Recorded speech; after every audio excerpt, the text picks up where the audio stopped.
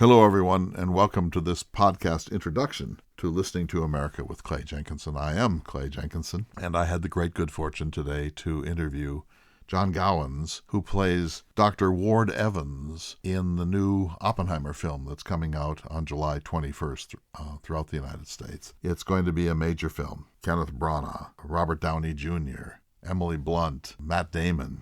It's just a star-studded cast about a really great an important moment in American history. I'm really excited about it. I've been thinking about it for a couple of years, and of course, I'm not a Hollywood actor, but I would have loved to have been some minor 30-second cameo part in this really important film. So I can't wait to see it. It was filmed in 70 millimeter film, not tape, which is very cumbersome, very expensive. You change film canisters literally every 8 minutes.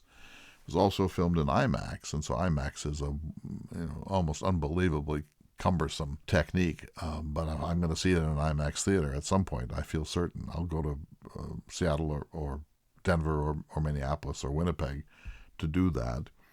Anyway, this is John Gowans, and he played Dr. Ward Evans. So Oppenheimer created the atomic bomb brilliantly, and it worked on the first 3 times. So the test in New Mexico on the 16th of July, 1945, and then Hiroshima, August 6, 1945, Nagasaki, August 9, 1945. So the first 3 uses of it were all successful, if you want to call a weapon of mass destruction successful, and Oppenheimer became a kind of a public figure, a national hero in some respects. He had a very distinctive look. He had a very distinctive manner. He was a little bit of almost an absent-minded professor, but also brilliant, almost beyond calculation. But he had some complicity in his own demise.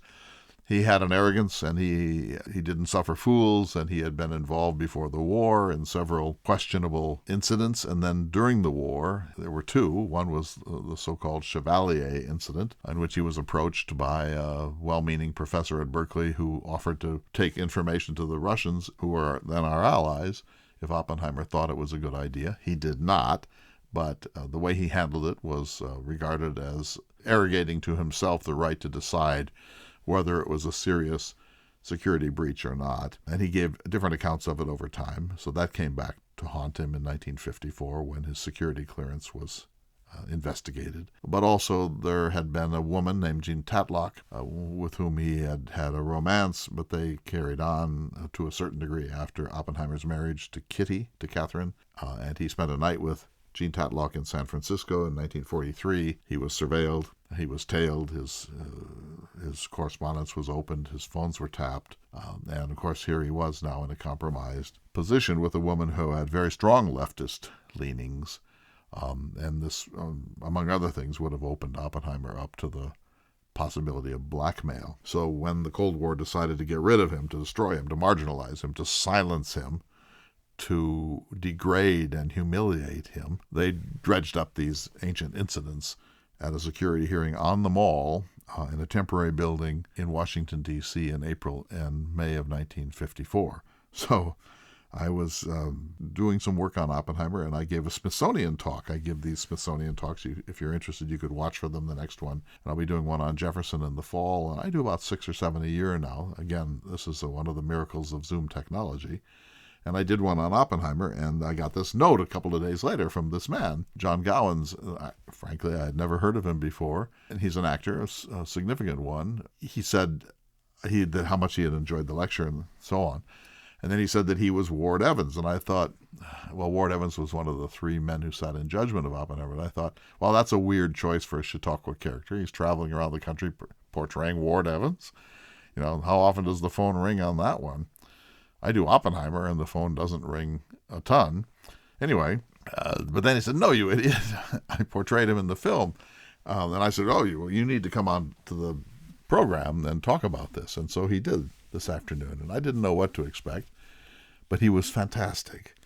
He was funny and charming and well-informed and talked about craft, about his career as an actor. He was in Star Trek, the motion picture, back in 1979 as an operator in the transformer room. So when it premieres, we're going to have a second conversation, and he'll talk about whether he feels that that it did justice to him and he did justice to it, and whether he liked the film or whether it had its weaknesses. It has an all-star cast, Kenneth Branagh and Robert Downey Jr. and Matt Damon and Emily Blunt and others. So it should be unbelievable because of that kind of star power. My sense is that it will be one of those films like The Godfather, at least I hope so, that has a life well beyond its window of release and the awards. I predicted 5 Academy Awards. He predicted 4. It could be as many as 8, I think. But this is sort of the new look of what used to be the Thomas Jefferson Hour. Now it's Listening to America. It would be harder to do a program like this under the aegis of the Thomas Jefferson Hour. Imagine Jefferson thinking about a weapon of mass destruction, that the United States of America, 200 years after the founding, produced a device using physics that Jefferson couldn't even begin to comprehend. Really, we can't either. In which a baseball size or tennis ball size sphere of fissile material, plutonium or uranium-235, could be made to explode in an unprecedented way. That at Hiroshima, this device killed around 100,000 people, vaporizing 2/3 of them instantaneously. And at Nagasaki 3 days later, the device killed maybe 60 or 65,000 people, but more later by radiation. And in both cases, they were used on civilian populations, not without a military focus too, but deliberately on civilian populations to force Japan to give up within 3 days of each other. If you're the man who created this device, if you're J. Robert Oppenheimer, and you are the Da Vinci, the professor, the academician, the genius who unleashed on the world a weapon that could not only wipe out whole cities instantaneously, but theoretically, if in enough numbers, could annihilate the human population and more on the earth itself, you're going to have to live with that for the rest of your life. And of course there would have been an atomic bomb if there had never been a Robert Oppenheimer. But that doesn't really change his own sense of agency in doing this. It'd be like saying that you're in a firing squad and you shot a prisoner of war.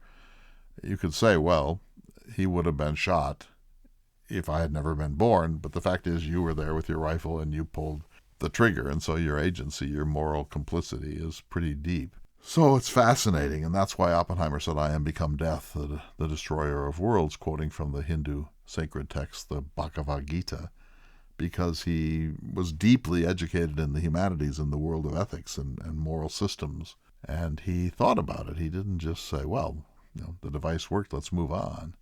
He thought about it, and it didn't undo him, but it teased at the very essence of his self-identity for the rest of his life. And then, in addition to all that, because he was not sufficiently jingoistic or militaristic or violent enough with respect to the hydrogen fusion bomb, the H-bomb, Edward Teller's baby, he was destroyed by the security state. It's just a terrible, sad, haunting story. And as I think some of you know, I portray Oppenheimer and love to portray him almost more than any other of the characters that I portray.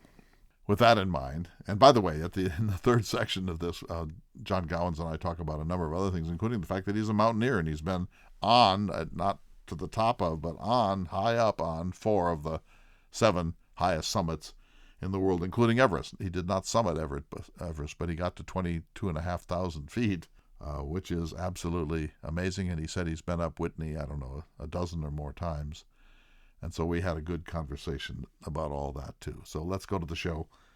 Thanks for listening. I hope you will agree that the former Thomas Jefferson Hour is just going to get more and more and more interesting. So here we go.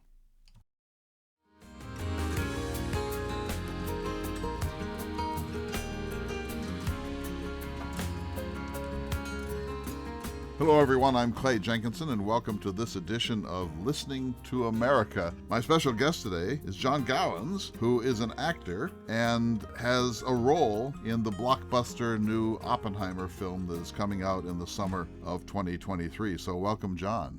Well, hello, Clay. Thank you for having me. You contacted me, and I have to apologize because when you did, you said, I heard your Smithsonian talk on Oppenheimer, and you said some very nice things about it. And then you said, I'm Ward Evans. And I thought, he goes around the country giving one-man shows as Ward Evans. Who would have guessed? Then you said, no, you idiot. I'm in the film. I'm in the film.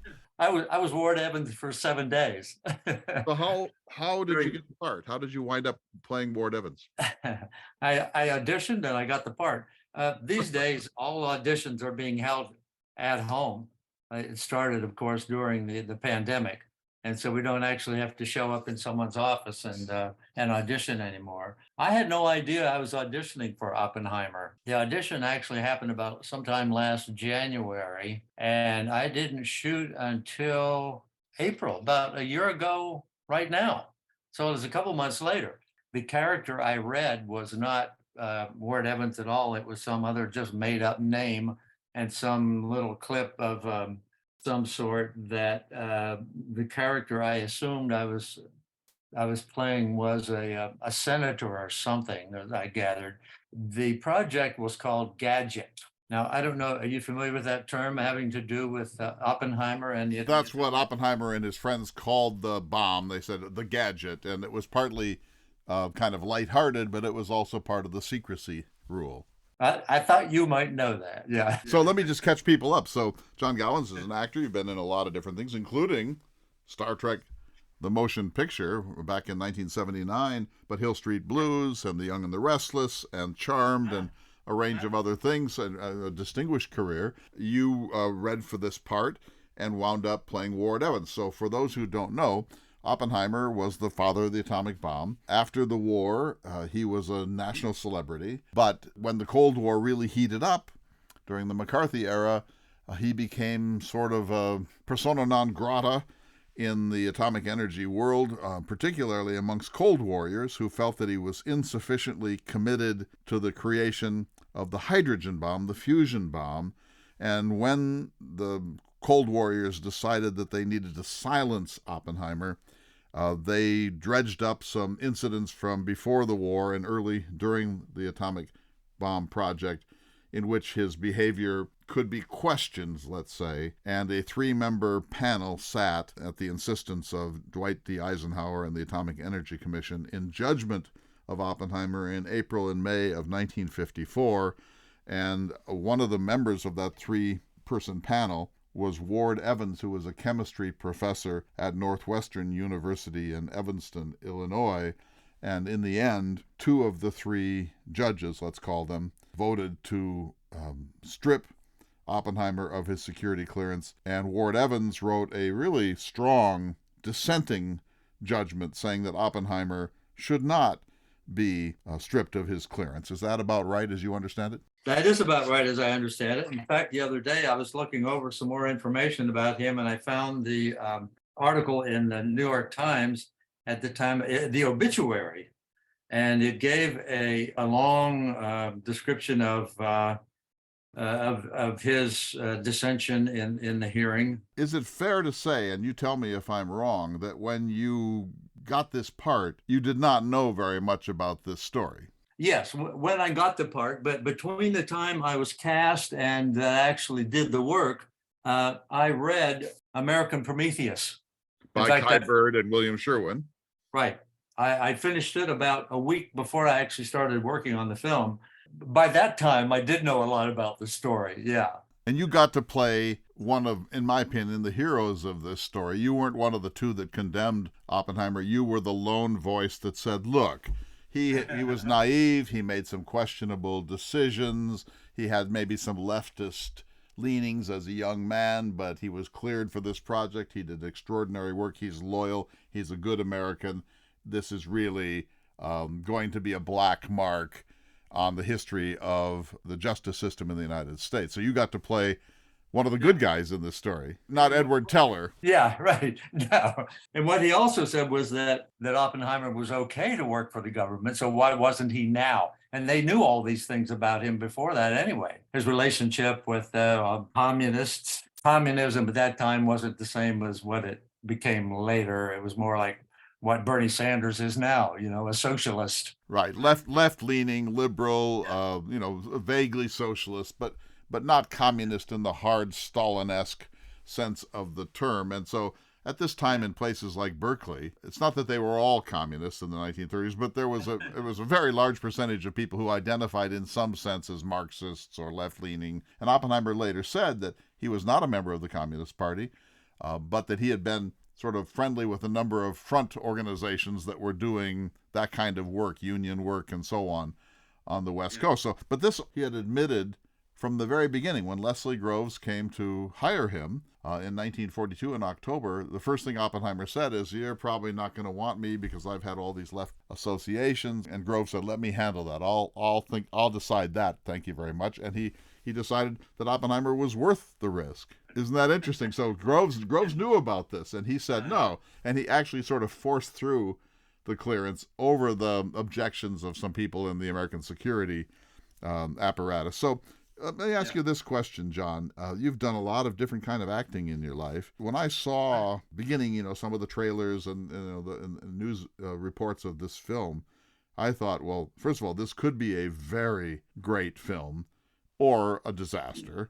And I thought, when I saw the acting, the cast, this is an all-star cast. What a distinguished honor for you just to work with this cast. Amen. It's the biggest project I've ever been involved with, and I've done over 100 shows over the years. So Cillian Murphy, Emily Blunt, I've got the whole cast list here, Matt Damon, Robert Downey Jr. Robert Downey Jr. and Matt Damon, I mean, two giants of the industry, right? I know how this works. You don't always get really to be in the presence of such people, depending on how the film is shot. How many of these people did you get to hang out with? I got to hang out with Emily Blunt and Matt Damon and Florence Pugh and let's see, Matthew Modine, Tony Goldwyn. Let's see, yeah, and of course Cillian Murphy. Yeah, and the thing about the shooting, Christopher Nolan had us all. We were in this little room. A little room, because that was what the original hearing was, in a tiny room in Washington, D.C. on the mall. Yeah. And we were not. I don't think I'm giving anything away here, because I did sign I signed an NDA that I couldn't talk too much about it, but I won't talk about the script so much. But we were not allowed to leave the room. I mean, we were in the room all day, like for 12-hour days and one or two 14-hour days. I mean, we took breaks and all. We had lunch and we were treated very well. But no matter who was on camera, I'm sure you know a little bit about filming, that if you're not in the front of the camera, you can sometimes go back to your trailer and and do something else. But we were all in the room, the entire cast, all the time, no matter who was in. Why was that, John? And I think in retrospect, I was thinking that probably it may be the way that Christopher Nolan works, in that he wanted this sense that everyone was in the room all the time, no matter what was going on. Because another thing he does is he doesn't shoot in digital like 90 or more percent of everything shot these days. He actually insists on shooting film, and this was shot on 70 millimeter and IMAX.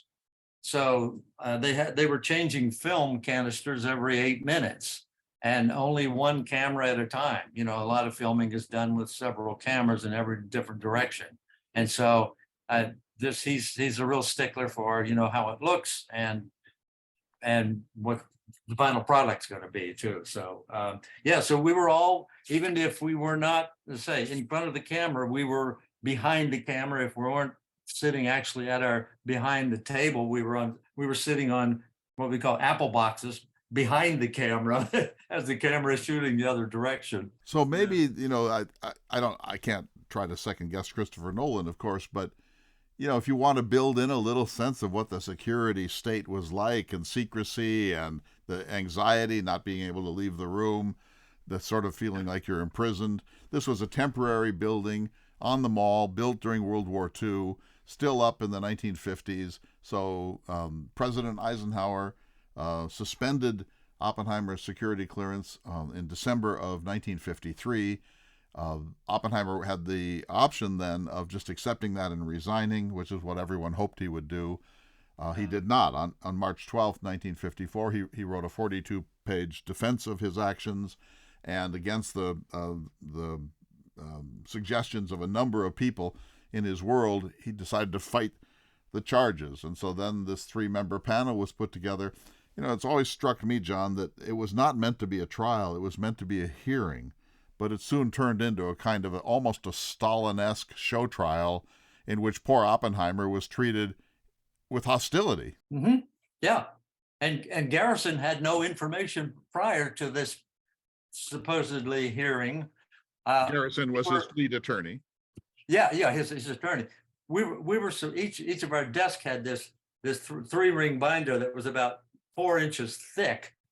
But this is how specific Christopher Nolan is. It included in each of our folders was the actual stuff that would have been in those folders. Even though it was rarely ever referred to, it was all there.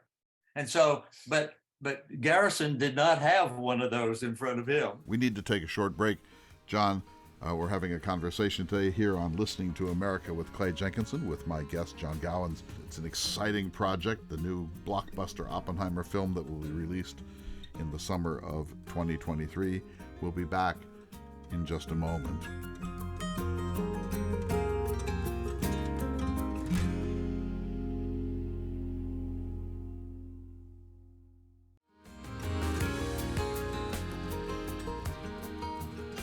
Welcome back to this special edition of Listening to America. I'm Clay Jenkinson, and sitting across from me virtually in Hollywood, John Gowans, who is an actor who has portrayed a lot of different characters in the course of a distinguished career, including, for those of you who are Star Trek lovers, the first great Star Trek film, Star Trek the Motion Picture, 1979. What did you do in that? Oh, I ran the transporter. When anyone was transported up into the ship, I was there. I was like the technician who, behind Grace Lee Whitney, who was the Rand. I was her assistant. Yeah. A lot of things go wrong in that transporter. From the signal is not. Things can really go wrong there, and I know that was a tough job. Oh yeah, right. Yes. And then you got to be with those gorgeous women on Charmed. Recently, I've done, in the last year and a half, I've had a pretty nice run of things. I just recently did Night Court. They brought back Night Court and The Connors and Station 19 and Curb Your Enthusiasm and Shameless and Yellowstone. And Yellowstone's huge. Those are huge. So what did you do on Curb Your Enthusiasm? Oh, I played the father of a friend of Larry David, who they're out having lunch, and I have a heart attack at the table next to them. And of course, Larry David just doesn't want to be bothered with, even though his good friend's father is just having a heart attack. Yeah, that was me. Yeah, that's Larry David, and you got to play that part. And you were in Hill Street Blues and a lot of recent things. So congratulations. Yeah. It's a career. How old a man are you now? I'm in my 70s, late 70s. All right, so back to Oppenheimer. It will premiere around the country on July 21st, shot in 70 millimeter actual film and made for IMAX. So IMAX is gigantic as a medium, and it means that obviously they have felt from the beginning that this was going to be something very special, because we don't normally shoot films for IMAX. Oh no. You can imagine the expense of just the raw product of the film. when you're changing canisters, 4-inch wide film every 8 minutes or so. Yeah. So you read for this virtually by Zoom technology or something close to it. Then you get the part. Now you're told, you're going to portray this guy, this chemist named Ward Evans, and I'm sure they then send you a script and so on. How do you start to get ready to do something like that? I don't have a lot to say. They didn't give Ward a whole lot because it's mostly concentrated on Rob, who was the prosecuting attorney. I guess we'll call it prosecuting, and the response of the different characters who came in. We're there a lot, but we weren't given a lot of character, who he is and what he needs to do, et cetera, et cetera. There was no character study or who the guy is. Anything I've learned about Ward Evans, I've done so on my own. But you're going to be a chemistry professor, so you're going to look the part. And yeah. I can picture you, the three of you, sitting up at a table with your notebooks in front of you, and there's poor Oppenheimer at the other end of this table, almost like a scene out of a Kafka novel, and he's being quizzed, and Robert Robb is the attorney for the government who turned out to be kind of a vicious bulldog. And at one point, and I'm guessing you were in the room for this, he browbeats and corners Oppenheimer in some fibs and some misremembered moments, and it gets Oppenheimer to say, "I was a fool." And Rob went home that night and told his wife, "Today I saw a man destroy himself." I think I read that quote. Was that perhaps in? That was in American Prometheus. So you're there to watch all of that, even though you're not in every one of those scenes. I am definitely in the room. Must have been something. It must have been something. There must have been great tension in that room, even though you know you're in a film. Yeah, the moment becomes very real when you're involved in something like that, and it was brutal. Robert Robb was played by whom? An actor named Jason Clark. And I'm guessing he really poured it on with the aggression. Definitely.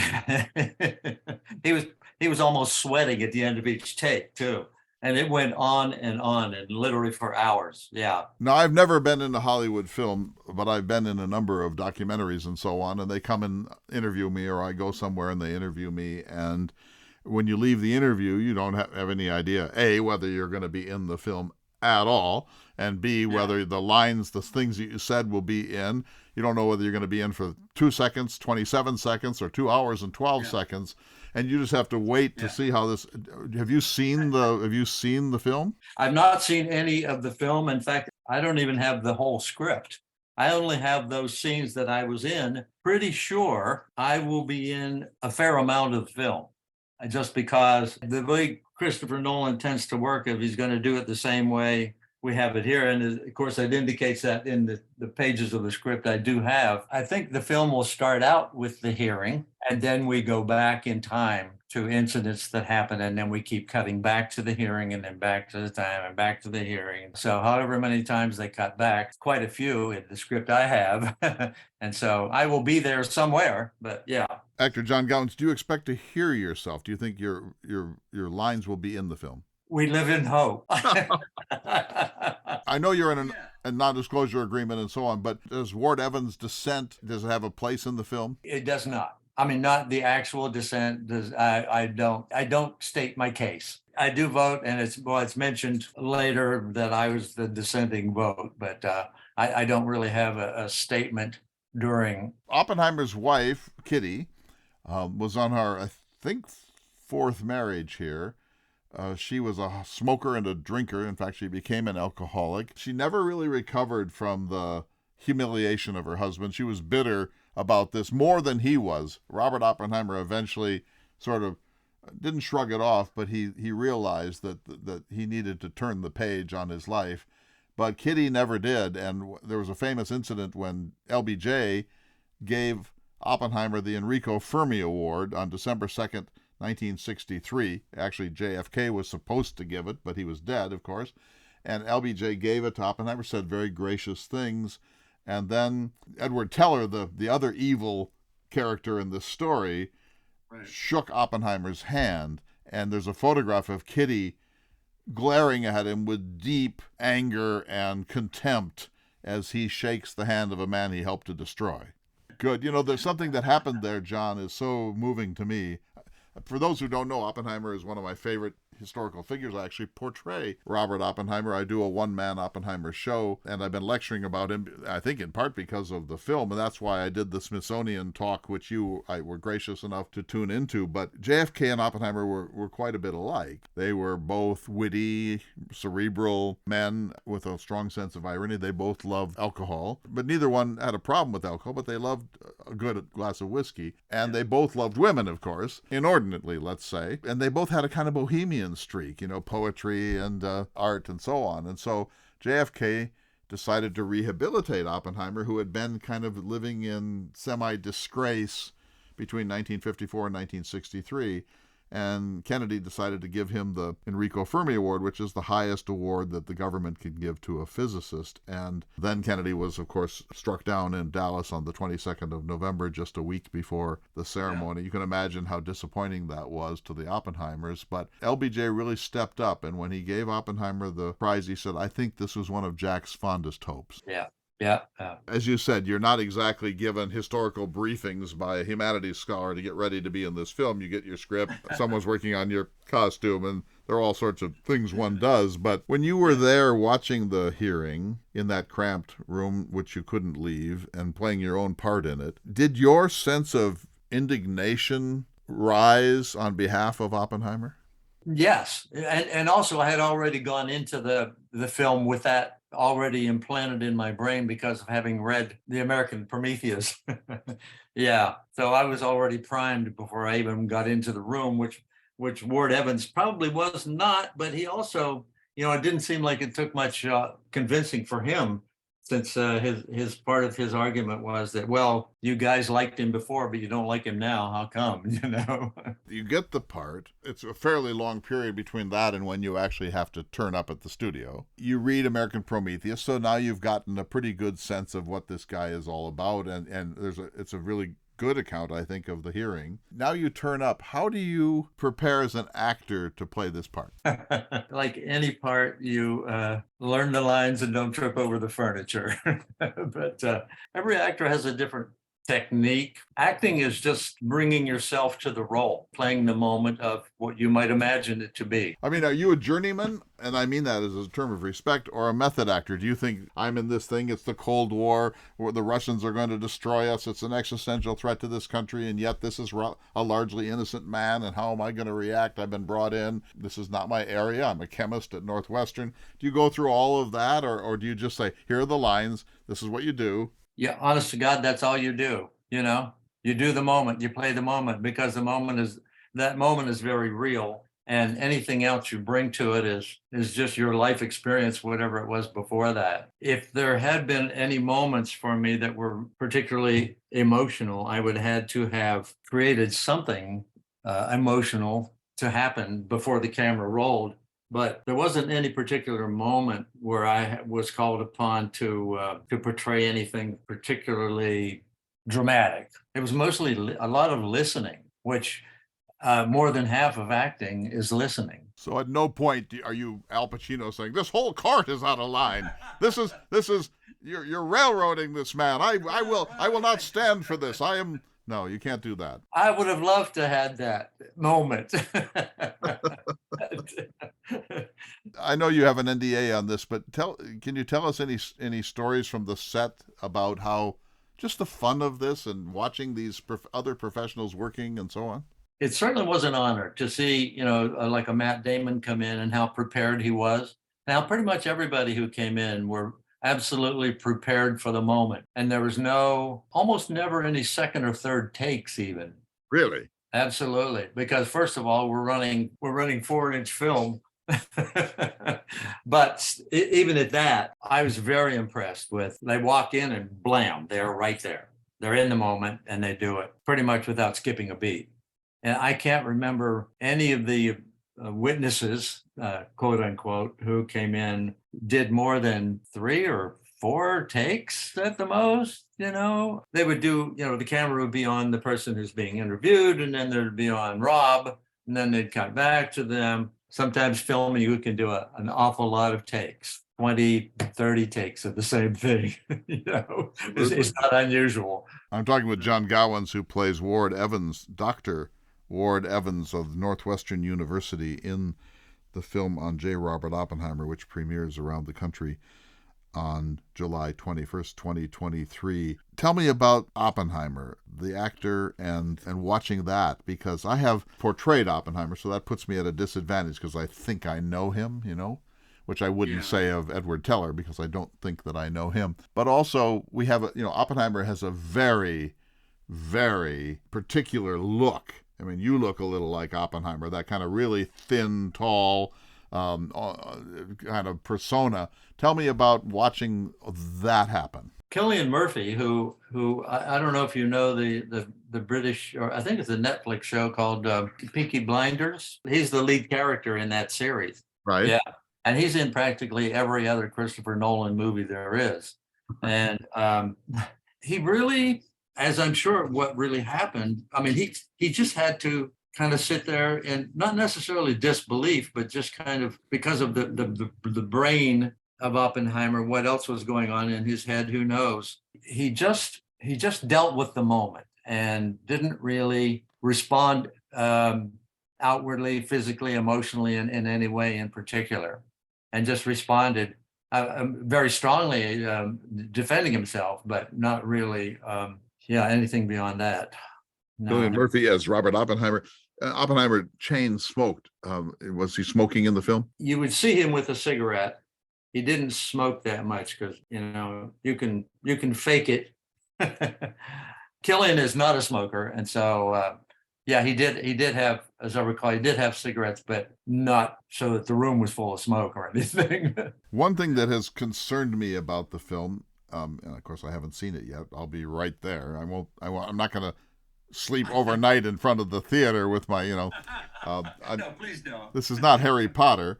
But one of the concerns I have is whether they sensationalize the relationship with Jean Tatlock. So Jean Tatlock was a young graduate student at Berkeley. She was a communist, among other things, but again, communist didn't mean the same thing quite then.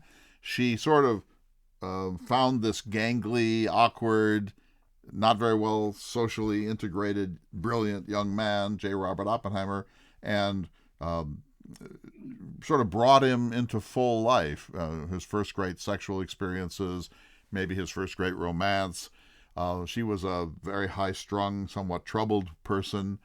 They had an off again, very volatile relationship, but he came back to Berkeley during the period at Los Alamos and spent the night with her in San Francisco, and he was surveilled, and this was one of the things that was used to destroy him, because even if, I don't think it was necessarily about extramarital sex, but it opened him to blackmail. There all sorts of things could happen if he's cavorting with a woman, not his wife. And so I really want that scene to be handled with care and subtlety. I wouldn't have seen that scene since it probably didn't take place in the hearing room. I was on the set like toward the end of the shoot. The 7 days that I worked, and then they were only going to do 2 more days up in Berkeley. And that was going to be the wrapping of the whole film.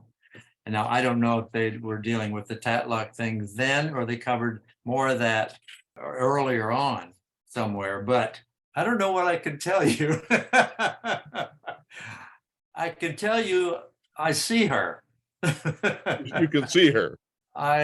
She's played by the wonderful actress named Florence Pugh. Yeah, I see her. You envision her. I envision her in the room. Yes. Okay. Okay. When you say you see her, you're not dating her. No. I have a lot of respect for her. She committed suicide, unfortunately, and that also cast a shadow over his life. And of course, while he's in this hearing, being humiliated by Robert Robb, this bulldog for the prosecution in something that's not meant to be an adversarial hearing, while this is happening, all this is being dragged out, and he's being forced to admit all this. Of course, his wife Kitty is sitting there. And it's not that she didn't know these things, but no woman wants to hear this story publicly detailed by an adversarial prosecuting attorney, and then admissions by her own mate of this clandestine and ultimately tragic relationship with Jean Tatlock. And so the tension from that alone, the film will be really excruciating, I think. Yeah, and of course, Emily Blunt was in the room when that discussion was being dealt with. So yeah, that scene was obviously there. But John Gowans, it's a pleasure to have you here. We need to take a short break. This is Listening to America with Clay Jenkinson. We'll be back in just a moment.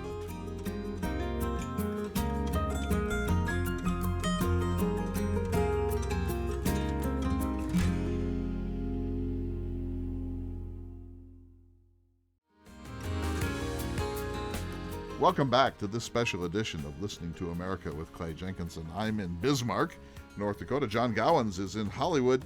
He plays Dr. Ward Evans, one of the three-member panel that sat in judgment of J. Robert Oppenheimer in the spring of 1954 to determine whether he was a security risk to the Atomic Energy Commission and to America's atomic secrets. For those of you who are too young to remember, the Cold War was at its height. McCarthy was doing his damage in Wisconsin and in the United States Senate.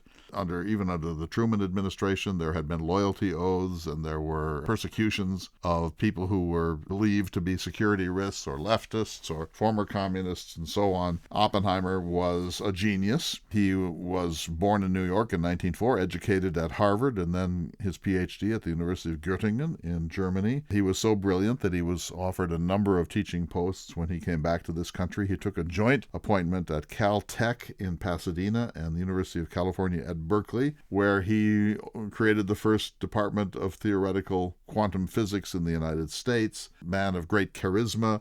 His students adored him. He learned Sanskrit so that he could read the Hindu sacred texts, including the Bhagavad Gita and the Upanishads. He learned Italian to read Dante's Inferno.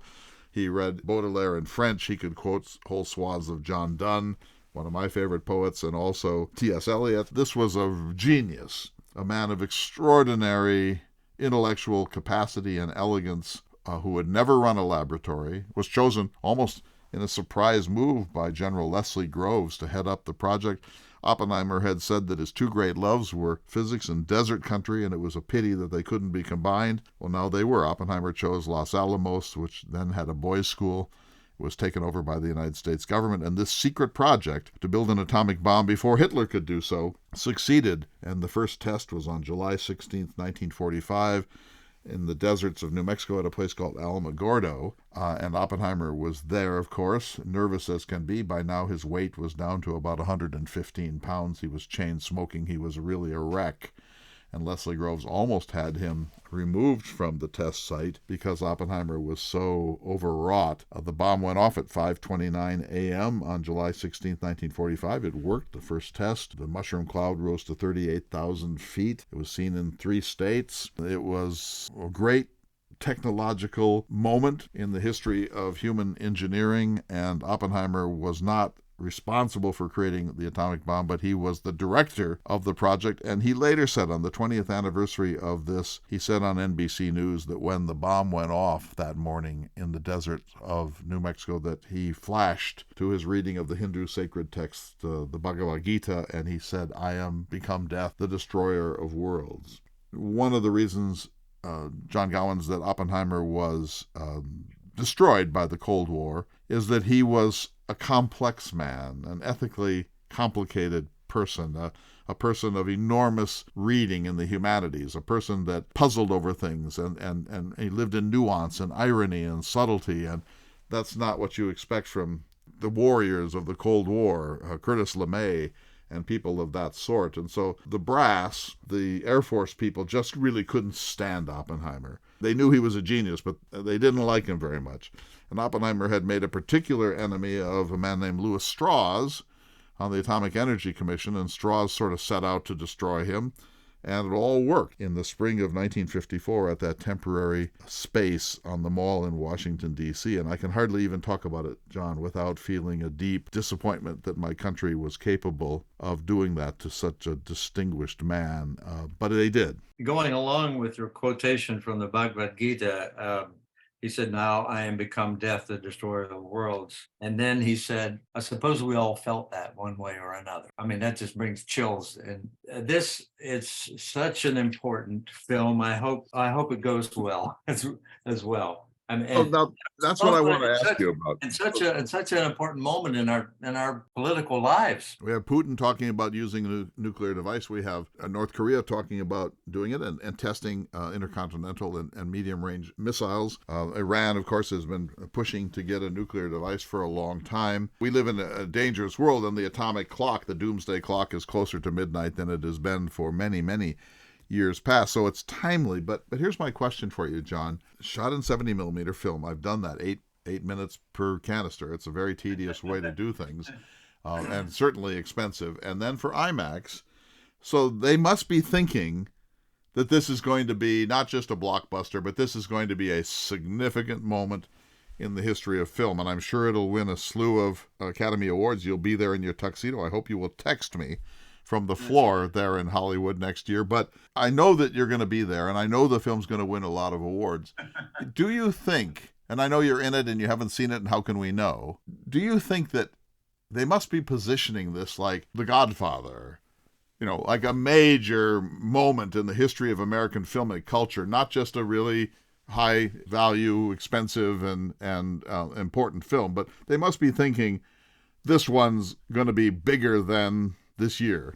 I think so. And, I imagine the very first idea of this film preceded the war in Ukraine. I'm thinking that this could just be one of those lucky happenstances, but I also think that, as luck would have it, it's coming at a time in all of our lives that is, as I think, really timely. Benny Safdie plays Edward Teller, who is like the dark star of the whole era, and did a lot to destroy Oppenheimer, because when he was, and I'm sure this testimony must have been gripping as you filmed it, but he was asked point blank, do you regard Dr. Oppenheimer as a security risk? And he hemmed and he hawed and he said something like, I would just prefer to see our nuclear secrets in the hands of another sort of man. Yep. I think that's almost a quote. Does anyone play Einstein? Not that I know of. No. He was part of the story, but he wasn't at Los Alamos and he wasn't at the security hearings. I think if he's mentioned at all, it'll probably just more or less be in passing. I can't wait to see it. So what I'm going to do is two things. When it comes out, will you be at a premiere somewhere maybe? I hope I am. I don't know.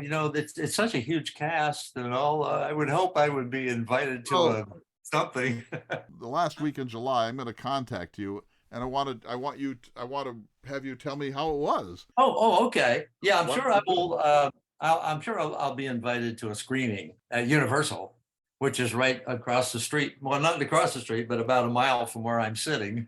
So when it comes, when you get a chance to see it, and if it's no longer embargoed, send me an email and we'll get together and we'll talk about it, because I really want to get your reaction to it, and I'll give you mine as a historian, and I'll get yours as an actor and someone who was there on the set.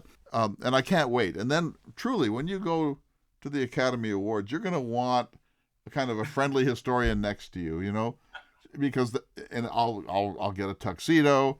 I'm willing to pretend that I'm Einstein, or that I'm Kenneth Bainbridge, or I'm Hans Bethe, or your son Leo, or your brother George. So we'll work that out. But I'm coming, man. So let's change the subject. So if you had to play a part in Shakespeare, who would you want to play? I'd love to play the bad guy. So maybe Iago. Iago is who I relate to. Yeah. And I have more lines too, don't I? Yeah, of course. So, and what of the many film projects you've done in your life, what are some of the real highlights for you? Interestingly enough, I'm an outdoors person. I'm a mountaineer and a climber, and I've climbed all over the world, literally. Really? I've been on 4 of the 7 summits, and in 1990, I had the opportunity to play a mountain climber, a real mountain climber, a guy named Robert Craig, who wrote a book called Storm and Sorrow, and it was about a real expedition that happened in Russia. We did this film for Lifetime Television. We shot it over in Austria and Hungary, and so I got the opportunity to fulfill, a couple of things I love in life: acting and travel and climbing. All in one job. So that was really one of my favorite roles. Yeah, for sure. While we're there, this is a fact I didn't know about you.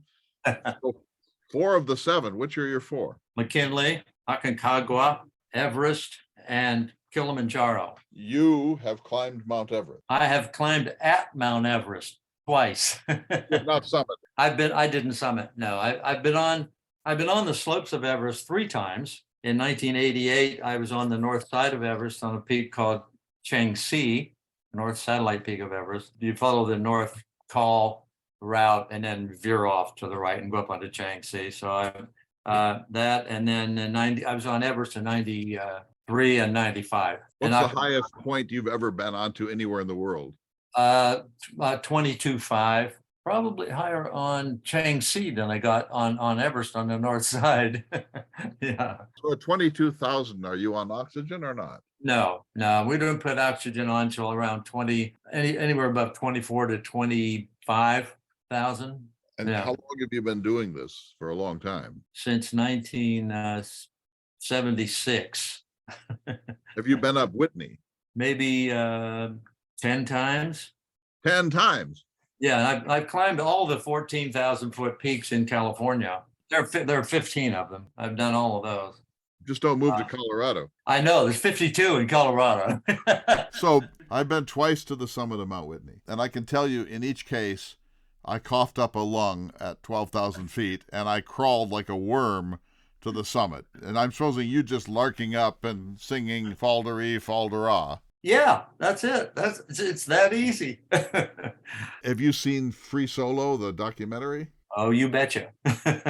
I've done a bit of rock climbing as well. It's hard for me to watch. I'm just so frightened for him the whole time. It's hard for anyone, even if you're a rock climber, all the time, because oh God, yeah. I mean, my palms sweat the whole time just watching. Well, like, and he had never successfully maneuvered that one thing, and then he has to do it, and the camera group think, well, we're going to be witnessing the death of this guy, and when he does it, you just think, no, are you nuts? But then even worse, and I know this is probably routine for these guys, but then he's climbing along the ledge on his fingertips, where it's only his fingertips that are holding him up. That for me is scarier than the kind of lateral thing that he had to do. Oh yeah, because falling is not an option at those heights. What an amazing piece of work that was. And, all these Everest films and these recent mountaineering films have been, on the whole, really interesting, I think. Have you seen The Alpinist? No, what's that? It's a documentary. I forget the guy's name. Consequently did fall and kill himself. But this young fellow who was kind of traveling under the radar, and they've actually made a documentary film of him, though, and was climbing these just ridiculous routes solo.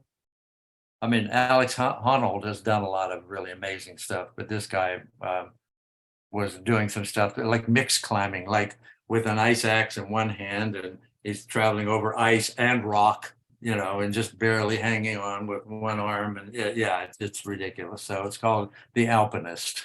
Are you still at it? Occasionally, yeah. I mean, I'm still outdoors hiking, and I hiking and mountain biking, and I play tennis. I stay active, but I love being out in the mountains. When I come out, we'll do Mount Baldy. I'm probably able to do Mount Baldy. That will get your heart going as well. Absolutely. Yeah, I've done that a few times. More, in fact, I've done that one more times than Mount Whitney. Of course. For those who don't know, it's in the San Gabriel Mountains near Claremont, California, and it's not that far from your home in Hollywood. No, it's about an hour and a half drive to the base of it, and then 4,000 feet of gain to the summit. It's a little over 10,000 feet at the top. So, John, when you come to North Dakota, I'll take you to the highest peak in North Dakota. It's called White Butte. It's 3,506 feet. So we'll establish a base camp at about 2,200 feet. Spend 3 or 4 days. Don't want to rush this thing. So we've strayed a little from Oppenheimer, but it's been worth it. So let me ask you just a couple quick more questions, and we'll let you go. So now it's over, and I do believe it'll win awards. Surely it's going to win 5. Let's make a prediction. I predict that it wins at least 5 Academy Awards. But I will, when we're in that audience, I will shout out, "Hey, what about John?" So the film will come out, and it'll have its run, and it'll be around, and then the Academy Awards. So it'll have a shelf life of July 21st for about 9 months, and then it'll slip into the second tier, and it'll be seen for many, many years to come. But it'll be old news fairly quickly, as things tend to be. No matter how good it is, it'll still be, old news. You're still going to do more acting. Do you have another project in the works? Well, just yesterday we had a strike in town. I heard that. Yeah. Yeah, so I've auditioned in the last month or so for quite a few things. I even auditioned for a Clint Eastwood movie that was shooting back in Georgia, which I guess I didn't get the part since I haven't heard from him. But yeah, I mean I have nothing nothing assigned to me at the moment, but I'm auditioning. But within the last couple of weeks, auditions have slacked off because the anticipation of the writer strike. But That I just mean, happened. you're in your 70s, and that's not the you're not Matt Damon, you're not Brad Pitt at this point in your life. But this will be a career bump for you, I think, in an important way. And it has already. I mean, my manager, I'm pretty sure has mentioned it to other people, and I've gotten into some casting offices within the last year that I'd only dreamed of before.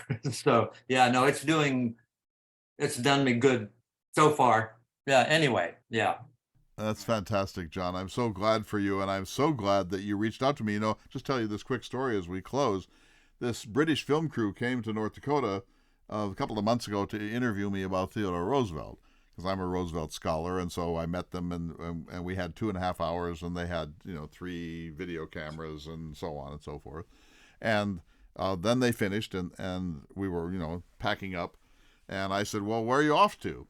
You're heading back to London? They said, no, we're going to I don't know if you've ever heard of it. We're going to a place called Los Alamos. And I said, does this have anything to do with Robert Oppenheimer? And they said, yes. And I said, set your cameras back up. I know a lot about Robert Oppenheimer. And they did. And so this film is coming out, I don't know when, but I imagine they're trying to rush it out, of course, to take advantage of the hype. And I assume I'm in it, but it was such a thrill to be able to talk about it. So, I'm just saying, we're kind of blood brothers now. I mean, we're both in these Oppenheimer films, That's all I'm saying. Okay. Yeah. Absolutely. Yeah. We're wedded now. John Gowans, it's such a pleasure to talk with you. Thank you for reaching out to me. We're going to talk again when the film comes out. I'm really eager to see it, and I wish you the greatest success, but everyone needs to see this film. I think it's not only going to be a great film because of the quality of the producer, the director, the filmography, and the acting, including your own, but I think it's going to be an important film, as you said, because of the moment that we're in here, where, Oppenheimer said that the key to the future after 1945 was never to have a third detonation of a nuclear device in war. He said, if there's a third, there will be a 300th, and so we must never have the third. And so it's a chilling note, but I appreciate your spending this time with me, John Gowans. I urge everyone to look you up and to wait for the film. Dr. Ward Evans, one of the 3 members of the panel that sat in judgment. We'll see you all next week for another important edition of Listening to America with Clay Jenkins.